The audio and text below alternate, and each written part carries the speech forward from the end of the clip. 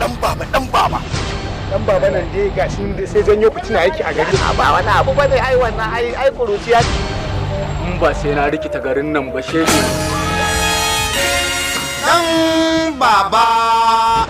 Banda abinki Tanimu mai jaki nan yana kore jakuna je ebo kasa ga inda zaki huta.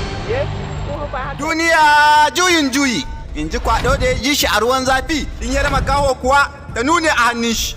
Idan ka ji makaho ya ce ai wasan jifa to hakika akwai matakin da ya taka. Garin da ba ƙasa nan ne ake gardamar kokowa. Wanda ya tuna bara to hakika bai ji daɗin bana ba.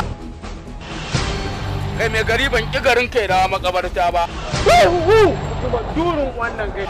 Ban kona garin nan ba sai ke nake. Allah mai gari. Dan baba ya addabi kowa a cikin gari. Baya ganin kan kowa da gashi yayin da masu iya magana suka ce rikicin duniya da mai rai ake shi kuwa dan kuka mai jama uwa ta jifa. Dan baba shiri ne da aka tsara shi akan nishadi barkwanci ban dariya faɗakarwa maganin hawan jini sadidan. Dan baba Gidana ne ko gidanki ne? Kai na taba zabga wata tinkiya mari wallahi da ta kwana biyu bata tashi. Menene ba na yi a garin nan? Gyaran asibiti ni ne, gyaran makabarta ni ne, gyaran makaranta ni ne mai gari. Kai Alhaji, Dan wa kake yin wannan abubuwan? Dan Allah kake ko darje kake? Abin da kake tambaya kenan? To dan baba na kawo karasa wallahi ya ta mun rage shi da magaransu kuma sai sun biya ni. Yanzu kai sabi ga Allah yanzu misali dan ubanka kai hakuri.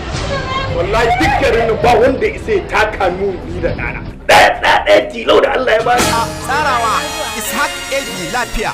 Rubuta labari Halifa Kowa Naka. Ɗaukar nauyin shirin Alhaji Awwalu. Bada umarni baban nan Suleiman Womboy. The Talent Director. Ai a fadar nan duk abin da ka faɗa ko uban sai ya ce a je a kamo wallahi sai mun kamo shi mun zama da shi na gurin in ya ce a taka masa wuya sai an taka masa. Mai gari ya ce da ɗan baba da uban ɗan baba yana so ya gansa a fadi. Kwantu burin buhun uban mai gari. Dan ubanka dan ubanka idan ka fara idan ka fara zuwa Dan baba. Ai na so a ce mai gari ya ba mu dama mun koya masa hankali. Wannan baka wannan. Za mu saki wannan shirin akan YouTube channel namu mai suna AB Lafiya TV. Ku danna mana subscribe sannan ku danna mana ƙararrawa AB Lafiya TV.